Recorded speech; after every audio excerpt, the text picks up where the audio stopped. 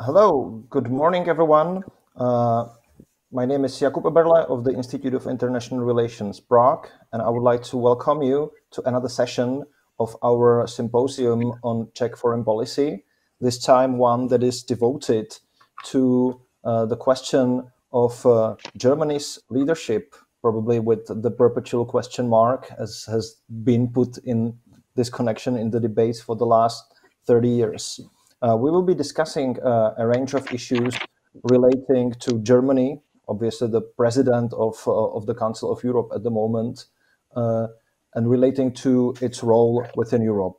Is Germany acting as a European leader? Is Germany succeeding in doing so? Does it have the ambition or resources, and other related issues? I will first give floor to our four distinguished guests, whom I will introduce in a minute. And then you will have the opportunity to ask your questions, which will undoubtedly be answered. So the order of this presentation is we will start with Jana Puglierin from the Berlin office of the European Council on Foreign Relations. Welcome, Jana. And then we will continue with Pavlína Janebová of the Association of International Affairs in Prague, followed by Vladimír Handl of Charles University in Prague, and then last but certainly not least, Hans Kundnani of Chatham House, London. So I'll stop talking here and give floor to the real experts here in the room. So let's start with Jana and her look from the very heart of the problem, if it is a problem. Jana, please, over to you. Thank you very much, Jakub. Thank you very much for the invitation. And I so much regret that I'm not able to be in Prague in person. I would have loved to be there. So I thought hard how to kickstart this debate. And then I thought I'd just inject some data into the discussion, because that's what I do at ECFR. I lead some data-based research projects. And so we have published data on European coalitions and the perceptions of European member states. So I present some data from our Coalition Explorer 2020, which is based on a survey of European foreign policy experts and policymakers that we conduct in all 27 member states, and that sheds light on how countries perceive each other, their kind of potential coalitions within the EU, and also what policy priorities are. And so the numbers for Germany are actually quite striking and telling, because without any doubt, Germany is kind of for years now, the EU's center of gravity. It is the most influential country in Europe. 97% of respondents hold this view this time. So Germany is also firmly embedded in the center of a web of connections, alliances, relationships that stretches across the EU. So that is very different to France, where France is definitely not well connected to Central and Eastern Europe. Germany is basically well connected with everybody, north, south, east, west. 82% of respondents said that Germany was the most contacted country, and it again received votes from every single European member state. 55% said it's most responsive and easiest to work with, and that makes Germany the number one country in both categories, and it's also ranking first on the question of shared interest in the EU. So if you look at this, if you look at the leadership potential, if you look at the coalition potential, so Germany is really the number one country. And if that was all a beauty contest, Germany would for sure be kind of Europe's beauty queen here. And these results are very much in line with the expectations, or kind of with the self-perception that German policymakers usually express about their country's role in the EU. They see Berlin as an honest broker who handles competing claims and interests, who sits firmly in the middle, and who's not kind of this hegemon who makes rules for Europe and imposes them on others. So this is kind of, the Germans very much like the the outcome of this survey. So this is kind of also the leitmotif of the German Council Presidency. It's very visible in the role of Germany as a mediator between Greece and Turkey, currently in the East Med. Kind of, I think it was very well expressed by our back then Defense Minister von der Leyen, who said that Germany leads from the center. And I mean, many people since then have argued that this is not real leadership, but that's the way, Germany thinks about leading. And of course, as Hans, I think, will very well point out, Berlin is not seen as the white knight by everybody, and not everybody buys into that narrative that Germany is that honest broker. We just need to think about the Eurozone or refugee crisis. And I think Hans has tons to say about this, where Germany's dominance and unilateral decision-making was seen as part of the problem and not of the solution. And we see that also in our survey. So there is a disappointment with Germany, especially coming from Greece and Italy. And I think we did the survey at the height of the coronavirus crisis debate about the Corona bonds. So I think this disappointment is the result of the debate. But we see also some disappointment coming from the Visegrad countries, especially actually from the Czech Republic. 33% of the Czechs have said that they are disappointed with Germany. But the most striking result in our survey is how much the French are disappointed with the Germans at this point and with their leadership. So the French are more unhappy with the Germans than with Hungary and Poland. Germany is the #1 country that the French are most disappointed with. And I think this is because of the silence that followed kind of this firework of ideas that Macron has expressed ever since the Macron speech. And that remained unanswered. So I think kind of our survey is also very much an expression that how much Germany liked the status quo prior to the coronavirus crisis, how pleasant affairs were for Germany, and how much unwillingness there is in Berlin for change. So after 10 years of crisis, Germany has emerged stronger and more powerful than ever. And so in Berlin, there was no sense of urgency to change things. And the way we kind of conducted leadership and the way the EU functioned was very much in accordance to German preferences. Until the coronavirus crisis has hit us, there for the first time in a long time in Berlin, there was kind of some sense of urgency and the understanding that if we don't do something, the EU could fall apart. Merkel talked about the most severe crisis of the EU ever since its existence. And that actually led to a significant shift in German EU policy. And Germany has made concessions that would have been unthinkable prior to the crisis. However, I think it is far from clear whether this, from a German perspective, should pave the way for further integration and a true fiscal union. So what you hear in Berlin now, very often from the conservative wing, very much is that Germany has done enough to save the EU from collapsing in the short term, but that kind of that was a one-off, that this was an historical exception, that was not the new rule. And so you could argue that Germany advocated enough change for things to stay as they were before. And I think this is the most interesting thing to watch. And I end with this point when it comes to who succeeds Merkel, who takes over the party leadership, but then also who becomes the next chancellor, because this is actually a debate that has just started in Berlin. The SPD candidate for chancellor, Olaf Scholz, has basically called the Recovery Fund a Hamiltonian moment and has indicated its willingness to go further and to complete the fiscal union. Whereas, as I said, the conservative wing has very much said this was a one-off historical exception and not the new normal. So I think a lot when it comes to how Germany is going to orient itself in the future very much will depend on who will be Merkel's successor, who will be next chancellor, but also who will be the next US president. And so in case of a Trump presidency, I think we will see much more willingness from Germany to strengthen the European pillar and to pay a higher price and to bear a bigger burden in order to do so. But I think with that, I leave it and I let the others rip my points apart. Thank you, Jana. thank you also for your perfect timing. Just two comments. First of all, the ECFR Coalition Explorer that Jana used for her data in the beginning, that's obviously, if you don't know it, you should absolutely familiarize yourself with that. That's like a must in the European think tank world. So that's the first thing. And the second thing, my observation is, and you ended up with that. What is really interesting is in this posturing for leadership, both of the CDU and for the chancellorship, also with the Greens kind of weighing in.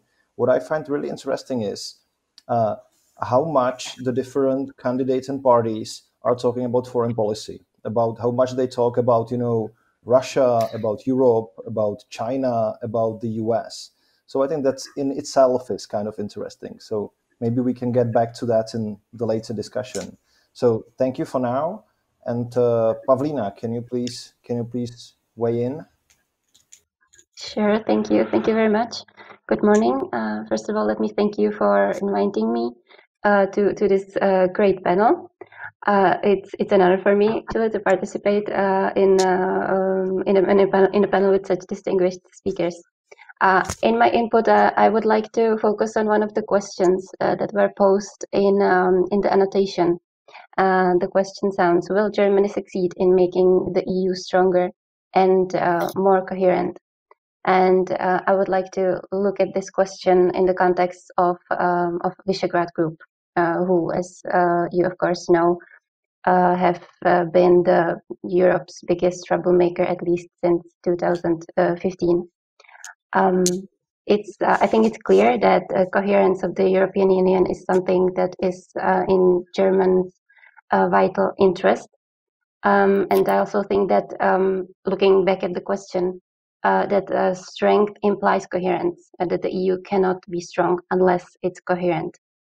Again, if we take a look at the contemporary European Union, we see that there is several dividing lines, and one of them is the one between East and West.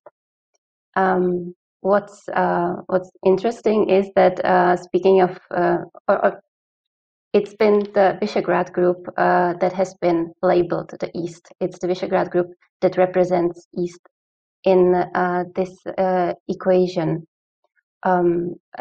Even though I don't think that the divisions are actually based in reality, and they are more created by political leaders, especially one political leader. And here I speak of the Prime Minister of Hungary, who has been lucky enough to have a lot of space in the Visegrad Group to promote his own vision of what the European Union should look like. On the other hand, Germany, with its stance towards, of course, migration, but also with the criticism towards the decline of the rule of law in excuse me, in Hungary and Poland, has been sort of the main opposing point, or something that the Visegrad Group felt it needs to define themselves against. But at the same time, we of course need to take into account that between Germany and the V4 countries, there has been, and there will probably always be, this partnership of convenience, because both sides need the other one. The V4 needs Germany, obviously, because their economies depend on Germany and the trade with Germany. Germany needs the V4 not only because of their experience and expertise in certain areas of the European Union policies, excuse me, like the Eastern Partnership or Western Balkans. Despite the discords in many areas, we can see that the cooperation on the practical level between the V4 and Germany has been working, but that the relations have lacked sort of a political vision for their future, or for the future of the European Union. there are the issues that must not be named, or that must not be named too loudly, I would say, for the cooperation between Germany and the V4 to actually work.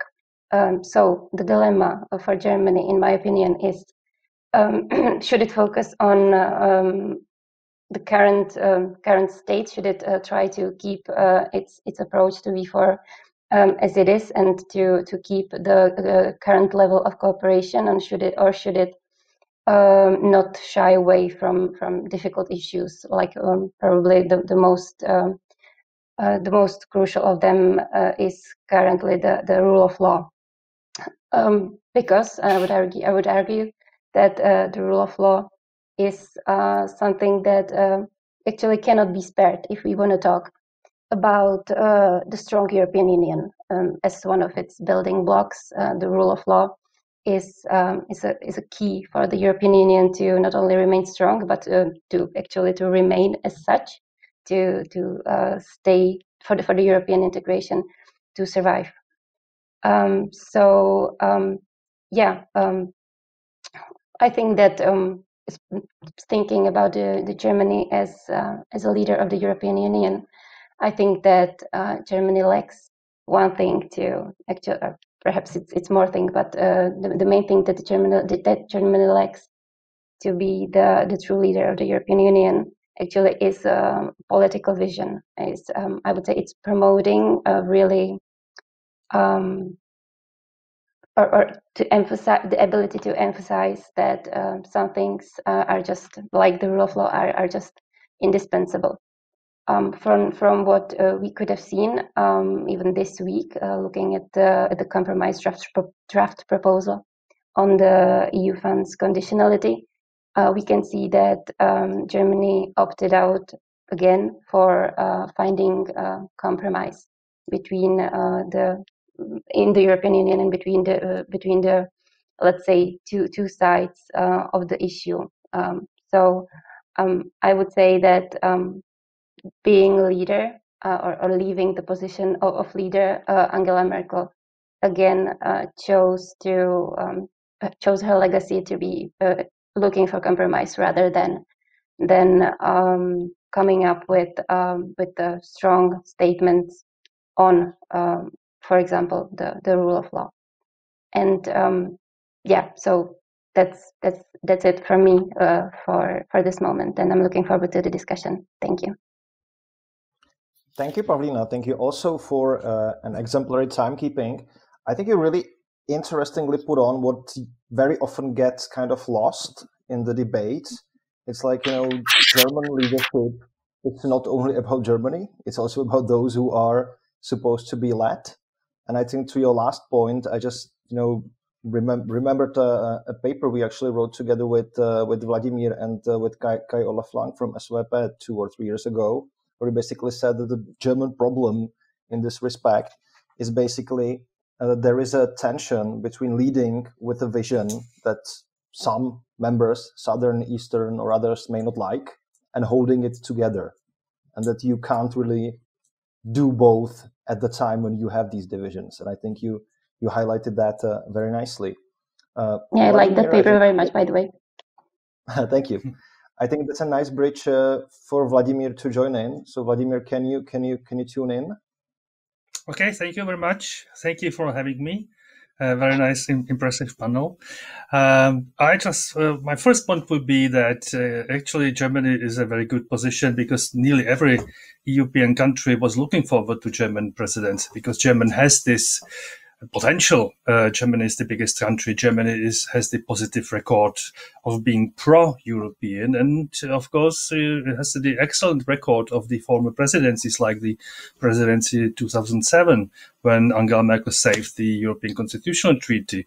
And then we have this very well-functioning tandem, Angela Merkel and Commission President von der Leyen. And also Germany, like before 2007 presidency, strengthened its European credentials just before the presidency. The Merkel-Macron proposal of the Recovery Fund indicated flexibility of German policy in a key area. Germany accepted for the first time debt sharing on the European level. Of course, it is limited in its scope and time, but it is really something what gave new dynamic to the negotiation of the multi-year financial framework and thus enable the European Council to come to a compromise solution. We will see now what the European Parliament will do with the compromise. My second point is that Germany, of course, prepared a very different agenda for the presidency, but the pandemic has changed it all. And still the presidency and the European Commission have been working on agendas such as the climate change, strategic autonomy in area of economy and digitalization, technology, sovereignty, and so on. The worry is, or my worry is, not only mine, is that there will be not much progress in the area of common foreign security policy and common security and defense policy. The strategic autonomy in this area is not a matter of consensus in the European Union, and making the European Union a more coherent and robust actor in international relations has been a challenge for everybody. German leadership in this context would have been very, very important, but I think the ambitions had to be scaled down. We see progress in individual projects of the European security defense, like the PESCO projects, but a great breakthrough is not to be seen now. We saw also that with the preparation of the sanctions against the Belarus leadership, the voting system of the European Union was really an obstacle, and the necessity to come to some kind of majority voting on foreign policy issues has become even more clear. An important test in this case will be perhaps the French-German proposal of sanctions against Russia. Russian officials involved in the poisoning of Navalny, and thus in the use of the prohibited chemical weapons. Looking at the broader context, I would say that even the German-French tandem is not united on the approach to security and defense. Emmanuel Macron warned recently about alleged NATO brain death and opened a discussion about French nuclear deterrent extension to the European Union. While Germany, if you look at German approach to this issue, Germany drive for more strategic autonomy in security defense is still focused on strengthening both of the European Union, but also of NATO as a defense framework, a defense coalition. Much, of course, will depend on the US elections, but we should not hope for any big change, even if John Biden would be elected. So there is this necessity for European Union to become more sovereign. And one of the key issues will, of course, be the positioning of the European Union vis-a-vis or in the context of the growing US-China rivalry. And my point here is that COVID crisis or pandemic helped us to avoid the EU-China summit in Leipzig, because I don't think Europe is ready for this summit. This unity is still there, and much more has to be done. Now, my last point is on assessment of Angela Merkel's EU policy, as Jakub asked us to comment on this also. So I think that, of course, Angela Merkel has been praised as a steady hand in European politics. Her sober, analytical style, her competence, her grasp of detail, and her ability to forge compromises has been really, really impressive. So she proved to be a skillful crisis manager who helped the European Union to go through multiple crises. At the same time, some of her decisions put the European Union Union under considerable strain, the opening of the borders during the refugee crisis 2015 was not consulted with the other countries. Also, and perhaps more importantly, she has never developed a comprehensive vision or coherent long-term strategy of German European policy. So her policy style was primarily reactive, and her partners were often frustrated by the slowness of German response, as Jana mentioned already. She acted, Germany under her leadership acted really as a status quo power, status quo country of European Union, again mentioned by Jana, but only under the extended pressure of the crisis, of the Eurozone crisis, and recently of the COVID crisis. She moved ahead and accepted some kind of adjustment of European policy making. Also, the only ideology which is detectable in her approach to European policymaking has been German ordoliberalism, which has been very much shared with the northern half of the European Union, including the Czech Republic, but hated by the south of European Union, much weaker south countries. And also these countries always perceived German trade surplus as an expression of German egoism. But my last point on this is that still we see that Germany under Angela Merkel leadership, under the pressure of the crisis, moved from what Hans Mal called a Biedermeier multilateralism. So Germany shifting problems to multilateral level, not to be burdened by it. I think that this is the past. Germany is much more, and Angela Merkel has adopted much more proactive policy, and leading from behind. Again, to quote Willy Pedersen, our colleague, leading from behind is not an option anymore. And I think then I stop here. Thank you very much. Thank you very much, Vladimír. From what I heard you talking about German ordoliberalism, relations to China, I think Hans must be already like really anxious to weigh in because he has one or two things to say about it. But before you do, Hans, I would just ask to remind our viewers that you can ask your questions to any or all of the speakers to the comments below the stream. They will be communicated to us, and we will be able to respond to them. And for now, Hans, I will not be stopping you for any longer. Can you please weigh in with your thoughts? Thanks, Jakub. It's really nice to be on this panel with some of my favourite Germany experts. And as Jana said, it's a real shame that we can't do this in person and all go and have a Pilsner afterwards. There's loads of things I'd love to respond to. I'm going to just basically make three sort of comments, though. The first about Germany's role in the EU. The second about the concept of leadership in leading Europe. What does that mean? And then thirdly, this question of the Visegrad Fall, which I think is really, really interesting. So starting with sort of Germany's role within the EU, I mean, and this is kind of really in response to what Jana was saying at the beginning, in really sort of interesting description of the sort of role that Germany plays.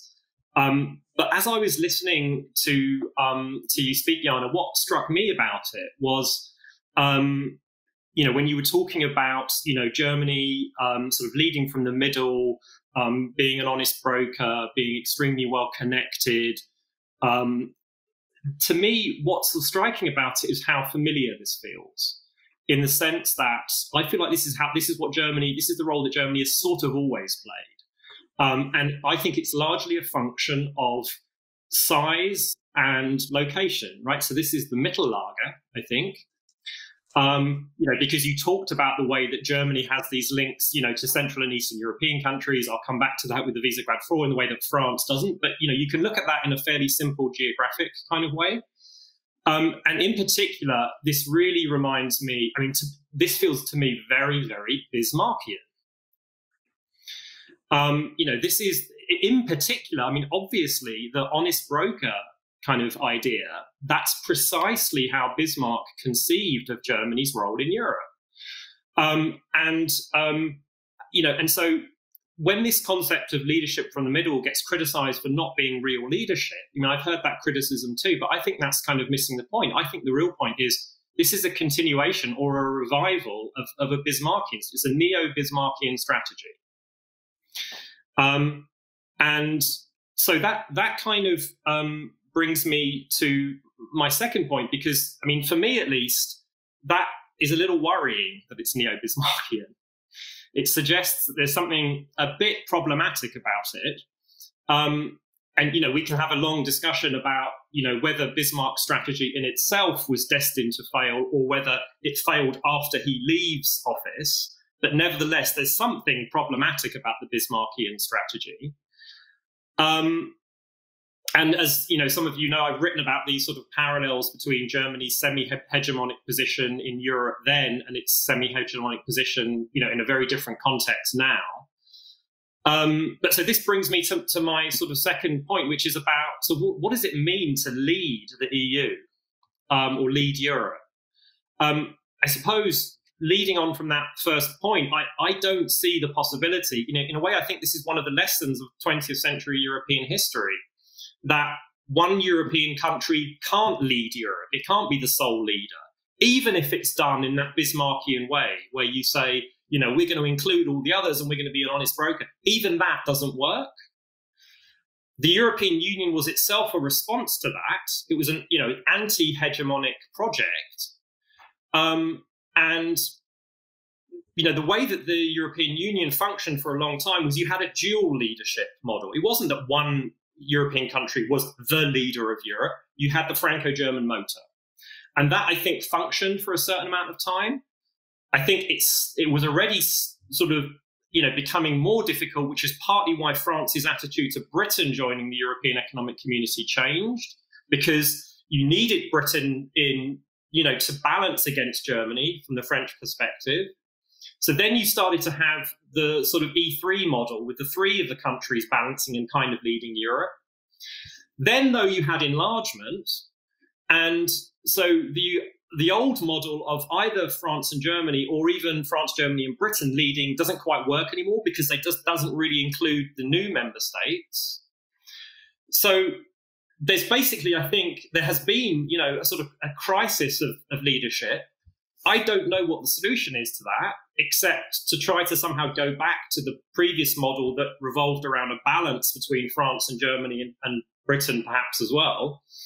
But what I don't think, to me, I don't feel very optimistic that what you can do is, however, skillful Berlin is, and however much you try to be an honest broker, I'm just very, very skeptical, based on the lessons of European history, that you can lead Europe in that way. In other words, from Berlin. I think it was actually the last line of my book on Germany, which the sort of epilogue to it for the paperback edition was, Europe cannot be run from Berlin. That's, I suppose my fundamental instinct. And I don't think that the idea of sort of leadership from the middle and being an honest broker solves that problem, precisely, as I say, because Germany already tried that strategy, previously in German history.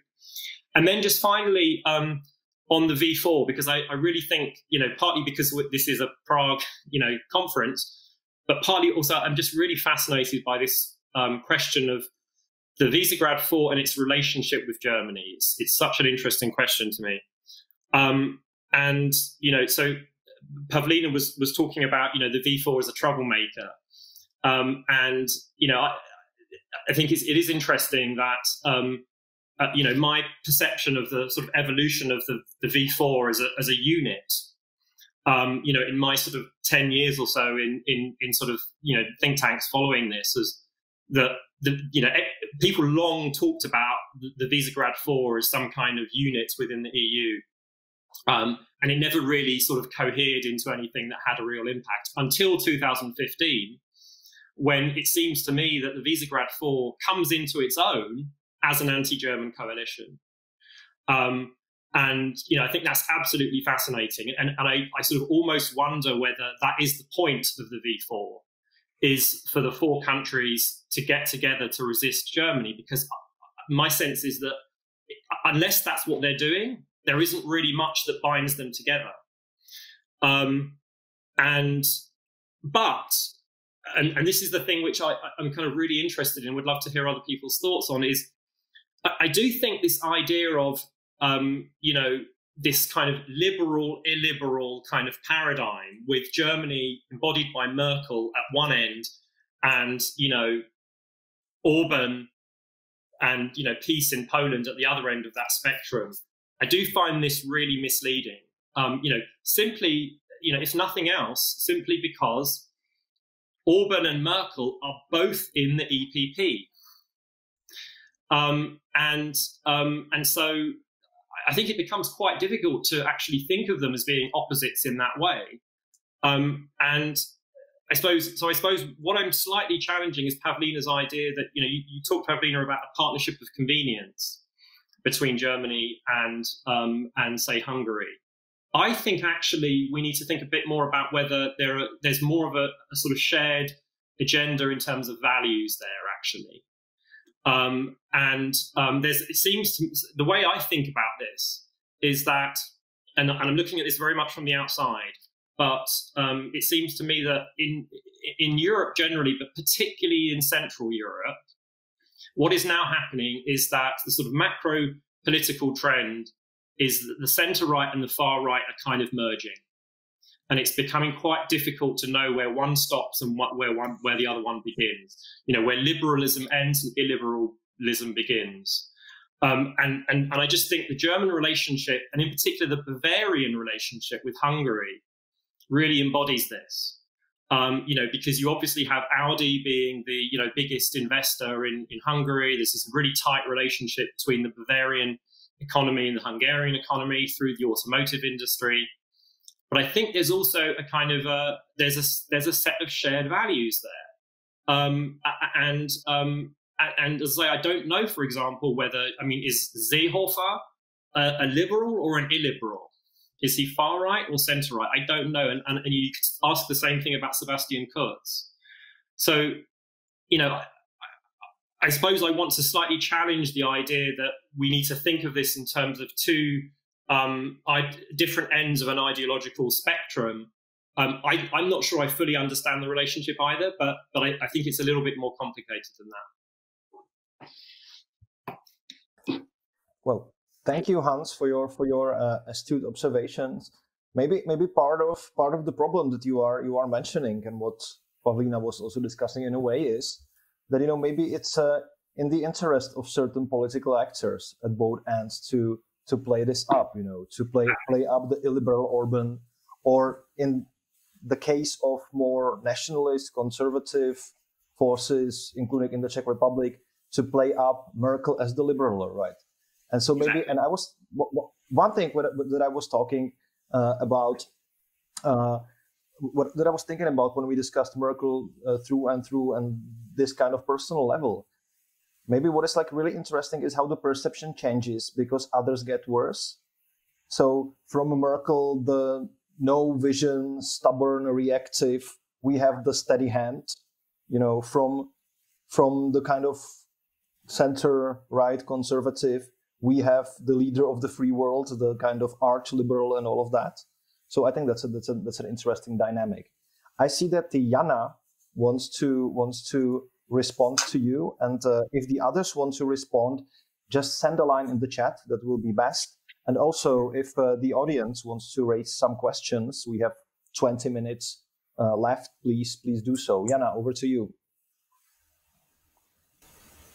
Yeah, I just wanted to respond to Hans, who is a dear friend and who I think is brilliant, but nevertheless, I think not always fair when it comes to Germany.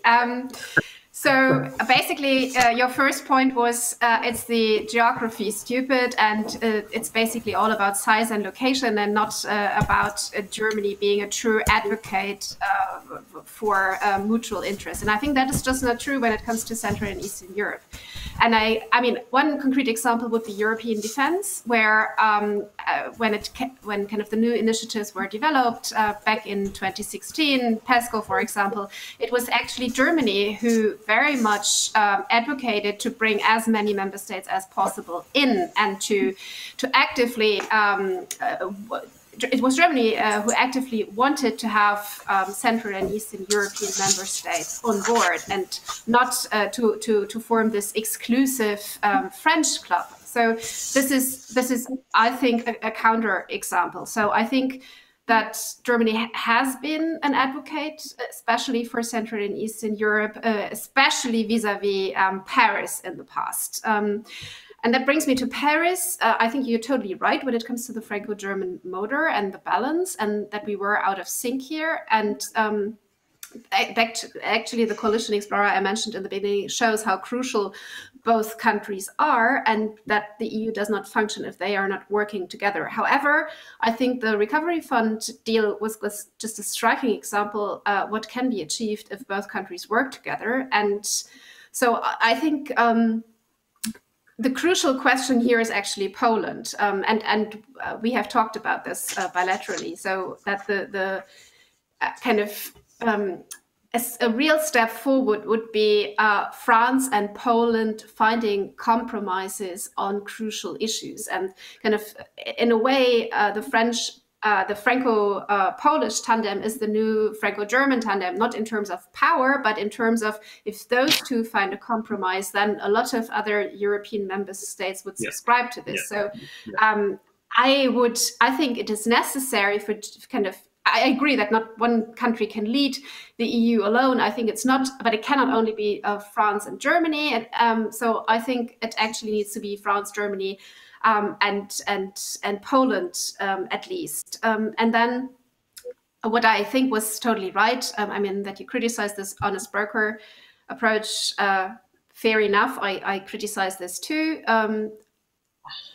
I think the biggest problem I see is that the Germans, or that we very often pretend that we don't have our own interests in there, that it's all about kind of the European interests and not about the German interests. And you see that in the East Med. I mean, I think it's actually right what Germany does to position itself as the mediator between Greece and Turkey. But kind of what we forget very often to emphasize in this debates is how much Germany is actually dependent on Turkey when it comes to migration, and how large our Turkish minority is, and so that we are not doing this only because we also always want the greater good, but we want that for very kind of national interests. And I think that is a fair criticism to Germany. Yeah, that's just some points I wanted to highlight. Thank you, Jana. I think you're getting also at something very interesting, that when we are talking about Germany, there is never quite a right amount of interest or leadership. It's always too little or too much. And that's perhaps something, you don't hear terribly much about France, or Britain before, or other countries. So maybe this is also an interesting part of that. Pavlína, do you want to follow on some of the points being raised in the debate? Yes, thank you. Thank you for the very, very interesting points. Perhaps two short attempts at answering what Hans was mentioning. First of all, you said, Hans, that the V4 came into its own in 2015 as an anti-German coalition, which is something that I needed to put down, because it seems to summarize the situation very, very pregnantly. But I think it's not entirely true, because before 2015, certainly the V4 was looking for its purpose, and then it seemingly found it in being very vocal regarding migration. And I think this whole image that the V4 acquired basically caused that the whole Visegrad cooperation was repurposed for something that it originally was not even meant to be, because the Visegrad 4 should not be overestimated. The Visegrad group is not a unified actor, and it should, in my opinion, it should never been so. The Visegrad group is just a group of countries who happen to neighbor on each other, and happen to have to sometimes have opportunities to cooperate on certain issues. But before 2015, and of course, if you don't think about the common shared goal of the EU integration and the NATO membership, then the Visegrad Group mostly works on lower levels and doesn't really focus on these big issues like migration or the rule of law. And what happened in 2015 is that the Visegrad Group somehow grew out of proportion, I would say. Is the V4 an anti-German coalition? I don't think so. I think that the V4 cannot afford to be an anti-German coalition because, as I said, the Visegrad Group and each of the V4 states needs Germany for their needs good relations with Germany as their vital interest. And then what I found extremely interesting is what you said about the relationship between the center right and the far right, and their merging in Central Europe. And is there a shared values agenda between Angela Merkel and Viktor Orban or their parties? I think we need to look at this in the context of the whole politics, let's say, changing. I think that looking at it in the context of the traditional political spectrum isn't enough anymore, because you are right. When we look at Fidesz, it certainly has adopted some aspects of far right ideology, but then again, it has in their program they have a lot of points that would perhaps could have been attributed to leftist parties. So I think we need to reconceptualize the whole way we think about politics, not only in Central Europe, but probably politics as such. Is there a shared values agenda between Angela Merkel and or Viktor Orban? I think there might be, but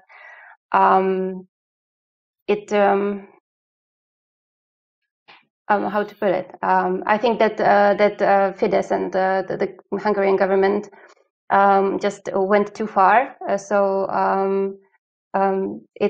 mean, in the rule of law decline, for example, or the very often mentioned situation when it comes to media, when it comes to the courts. I think there currently at this moment there is no opportunity, or there is no space for looking for the shared for the agenda when it comes to shared values, because I think at this point Hungary is just too far gone, and first we need to look for solutions, and then we can try looking for some shared values. Thank you. Thank you, Pavlína. I see that in the chat we have some warm words from the German embassy. So danke in any case. I'll just a brief note. I think, Pavlína, that you put it very well, that the V4 is not an anti-German coalition, but following up on what I said before, many V4 leaders and many West European leaders very much like to present this as such when it suits them. So I think that's kind of part of the issue as well. We have a question from the audience for all of you if you want to intervene. We'll start with Vladimír because he was neglected in this round, and also because he is an expert on German-Russian relations, and it very much deals with that. How do you think other nations, and especially EU's neighboring states, we don't need to talk about Russia only, view EU's leadership and perhaps Germany's role in there? So the leadership of the EU and Germany's role in that as seen from abroad. That's a question to me, Vladimír. Yes, that's a question to you, and then if others want to weigh in very quickly, because we're having 10 minutes, then that'll be great.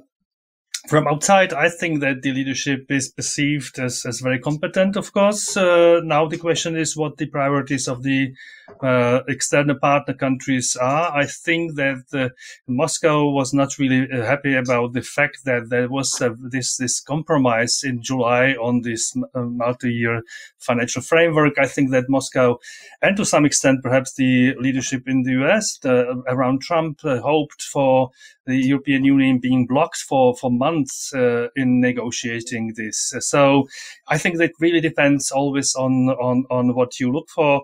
And there was, you mentioned also Russia and Russian attitude to Russia. I think that what we see now is that Germany also tries to move more center and move the European Union to a more coherent Ostpolitik, because the bilateral Ostpolitik of Germany, I don't think Germany has a Ostpolitik, but relations with Russia are not working. It's not really giving a result. So this move to the European stage, I think, is response to this frustration with on the German side with the Russian response to all these attempts to find some kind of compromise, dialogue, problem solution. Thank you. Thank you, Vladimír. We have another question from the audience, which I will weigh in. Do you think that the German finding compromises, in quote unquote, for crisis attitude is linked to the person of Angela Merkel, or is there something more, and will this continue? I mean, the debate is great, but we have only 9 minutes left. So I suggest that we have these two questions, the external view on German leadership and the question whether this kind of compromising attitude is more about, whether it is about Merkel. And I will ask everybody to just basically weigh in 2 or 3 minutes. You can respond to one or both of the questions and even squeeze in some of your other comments if you have them. Hans is first, then Jana, then Pavlína again, and then Vladimír. And please really squeeze it within 2 minutes, however difficult it may be. Hans, please.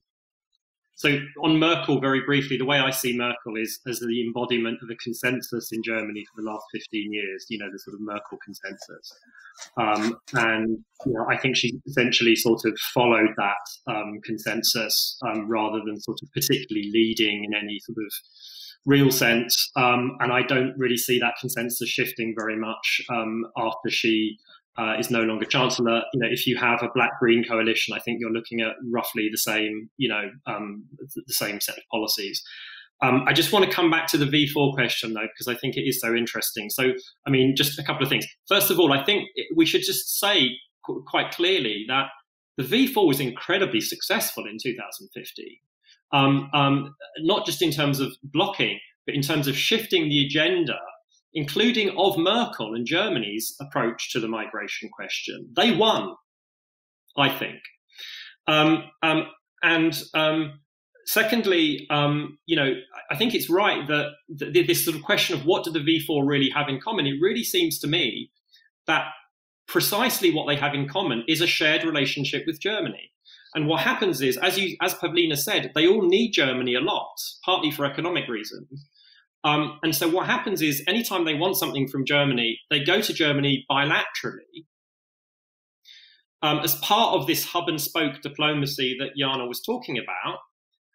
But when Germany says no to something they want, they have to gang up against Germany. That's precisely what they have in common, is this relationship with Germany. And then finally, on this sort of left-right sort of question, I think this is you know, a much longer conversation, but it's really important, I think.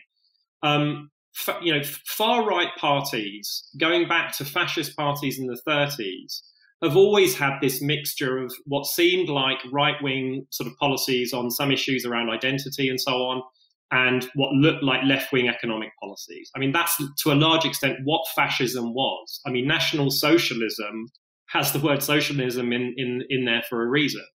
So I don't think there's anything new about a party like Fidesz or PiS doing things which look a bit Keynesian in economic policy. It definitely doesn't change the fact they are far-right parties. And I think we should, I really passionately believe we should see this in left-right terms. And instead of thinking about populists, we should just call out the far right for what it is, which is the far right. And the really alarming thing that I see happening is that the centre right and the far right are merging. Thank you, Hans. Jana, your 2 minutes.